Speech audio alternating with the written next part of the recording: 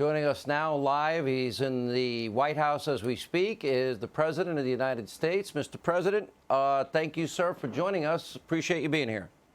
Thank you, Sean. Let's start with the big news today. Kamala Harris, your initial thoughts. Well, if you read the various political pundits, you would have said that maybe that would have been the one. A lot of people think it's a dangerous choice. I think, she's the most liberal person supposedly in the Senate. That's pretty liberal, but she's supposed to be the most. I'm not sure that's what the country wants. I think if it is, we've got problems, but I would be surprised if it is. She wants to raise taxes. She wants to get rid of your Second Amendment. No guns for protection, no nothing. She's very strong on the Second Amendment, getting rid of it. And very bad to the military. She wants to cut the military. She wants to cut spending for the military and the vets. And, I don't quite get the choice, but we'll have it out. We have a great vice president named Mike Pence, and he will take care of business just like he did the last time against a different candidate. Well, Vice President Pence, by the way, will exclusively join us on this program tomorrow. Let's go through some of the specifics. She was one of the first Democrats to co-sponsor, I call him Bolshevik Bernie Sanders, who, by the way, he used to be an outlier in the Democratic Party and way outside the Democratic mainstream.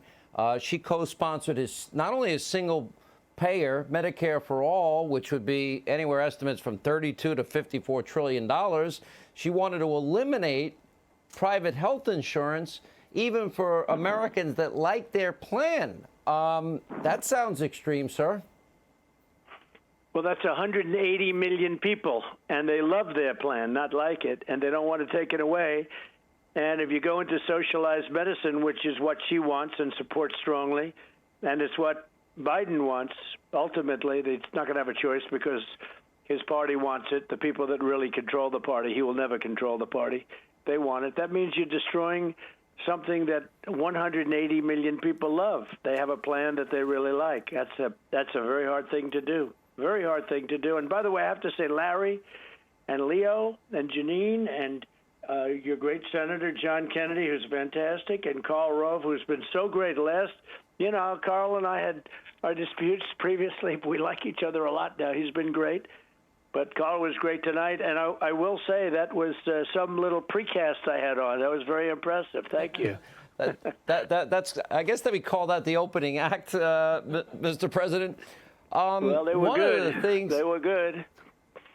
I've talked a lot about this, and when you were a candidate, I asked you many, many times about the need for America to become energy independent. And you went forward with the Keystone XL pipeline, the Dakota pipeline. You've opened ANWR. And for the first time in 75 years, America is now energy independent. And we're now also, it's been a longer period of time, the largest producer of energy in the entire world. She was a co-sponsor in the U.S. Senate of this radical Green New Deal. Joe Biden has already pledged trillions of taxpayer dollars for that plan. And all I see is that would eliminate, the lifeblood of the world's economy, America's economy, in the next 10 years, according to the original plan that she, again, was a co-sponsor of. How do you see that in terms of the geopolitical, strategic, even defense of this country? Because that, to me, is a crucial program that is scary. To go back to energy dependence is scary to me. Well, we are now energy independent for the first time, I guess, ever. And we're very powerful on energy. And when we had the pandemic hit us from China, which should have never happened, they should have never let that happen. But there was obviously a lot of energy around, and we saved it. I saved it. We called Russia, President Putin. We called the King of Saudi Arabia. They cut 10 million barrels of oil a day, and we saved the energy, and now we're at $41 a barrel. But more importantly, for the people driving cars, we're around $2 and even less a gallon, and that's fantastic. She's against petroleum. She's against fracking. So is Biden. And that means you can't win Texas, you can't win Pennsylvania, you can't win Oklahoma or North Dakota or many other states. And it also means your electric bills would go up literally by 10 times. It wouldn't be even sustainable. And if they went with this crazy green, it's like child's play. If they went with the so-called Green New Deal, you're talking about a catastrophic for the country. You'd probably have to close 20 to 25% of your businesses even to qualify, and they wouldn't function properly because we don't have that kind of energy. It's crazy. They can't power our massive. We have these massive plants, some of which and many of which are being built under me. The car companies are moving back from Japan and from other countries, coming in from Germany. They're coming back to America, first time in 42 years. And you can't even think about firing up those plants with the kind of things they're talking about. Wind is nice. But it causes tremendous environmental problems, from site to home values going way down. If you see a windmill and you hear a windmill, your home is worth half or less than half. It kills all the birds. The whole thing is crazy what they want to do, and they'll destroy the country.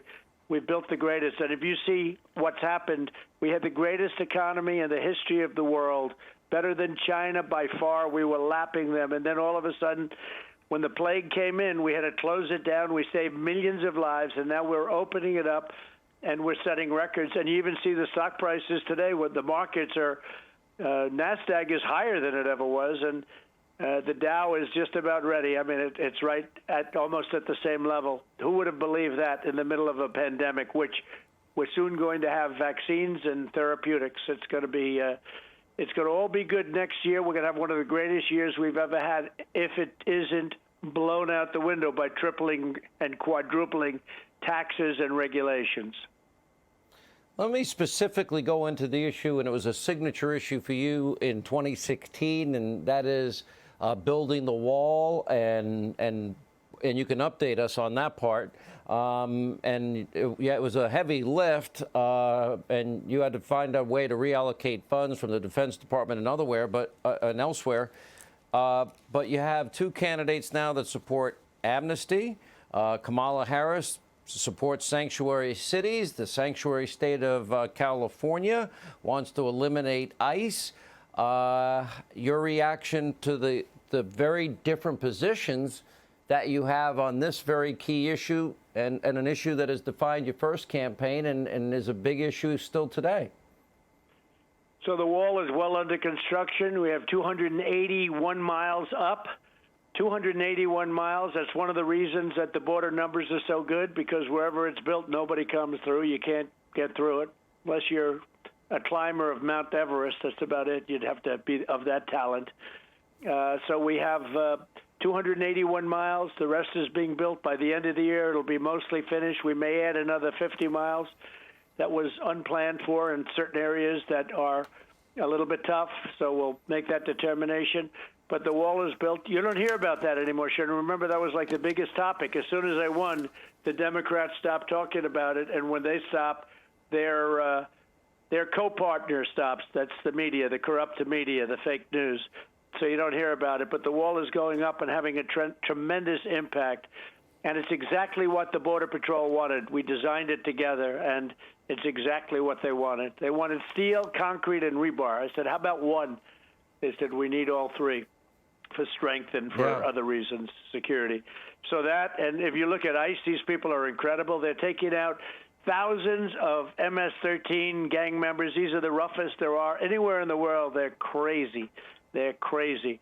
And we're either bringing them back to their country, or we're putting them in jail. In some cases, we really have to put them in jail. We don't want to have to pay for them for the next 50 years, but we don't want to take a chance. They're so violent. They kill people with knives because it's more painful, and it goes slower. That's what they say. It goes slower, and it's more painful. We're taking them out by the thousands.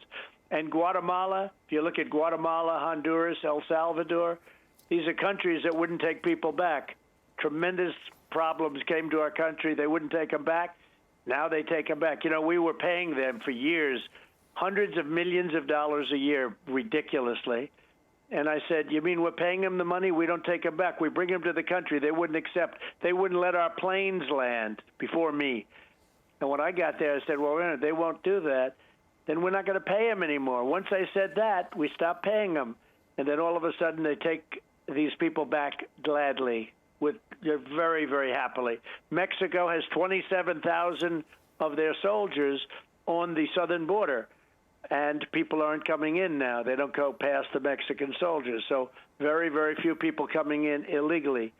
And then that's helped, of course, by the wall. So we've made tremendous strides. We let people come in legally. We want people to come in through merit, where they can help our country, where they can love our country. And that's what's happening. And the Democrats stay away. I call them the radical left because if you look at the races, you look at some of the races that are taking place, all of these older mainline Democrats are being beaten by radical left, I don't know, I guess you could say anarchists in a certain way, but the people that are winning these races for the Democrats, Elliot Engel, he was a staple many, many years, and you know who I'm talking about, a staple from a very nice part of the world that's going bad on us, New York.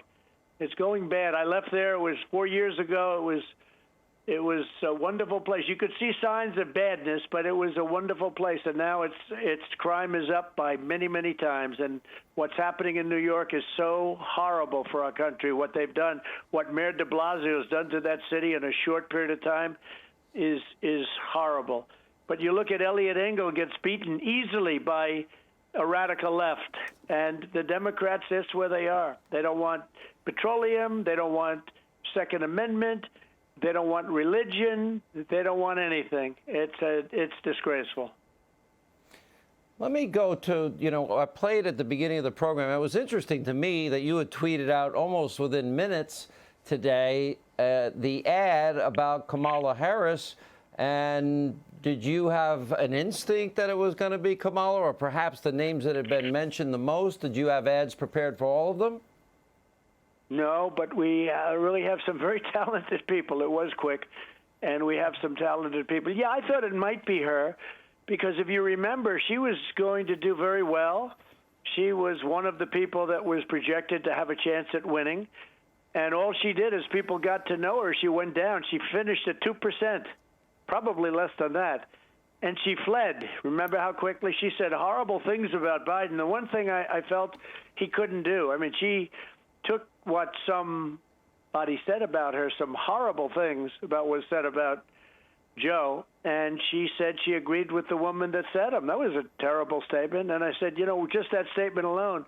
But she made terrible statements. She essentially called him a racist and other things that were very bad. And, I said, we probably can't pick her, but let's do something on her, because people were saying it could happen. And we had others in mind also. We had some other choices. She was my number one draft pick. She was the one that I thought would be the best for us. Your number one, Mike will handle it very easily. Pick? Mike is a pro.